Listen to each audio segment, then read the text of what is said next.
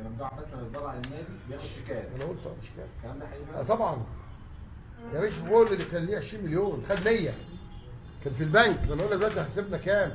السيده اللي بتقول لك ان بيقولوا المديونيه جاي لك دلوقتي. يعني الصفقات اللي بتيجي دي برضه كلها شيكات يا باشا الشيكات، واللي هيجي هيتخرب بيته. ادي بسافر اهو السعوديه بطوله عربيه انا ومراتي وعيالي اهو، اقامه على حسابي اهو.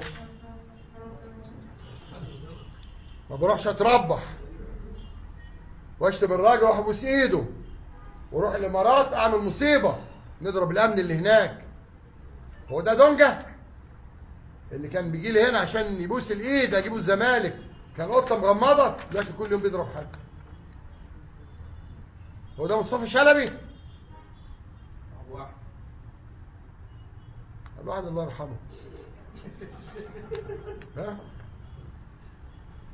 هم دول؟ احنا في مصيبه. ده في ولد يا ابني عندك اللي هو الخدام بتاع شيكابالا، عندك فيديوهين ليه؟ واحده بيسب الدين من الحكم، واحده بينط في الامارات بيضرب مدير الامن هناك.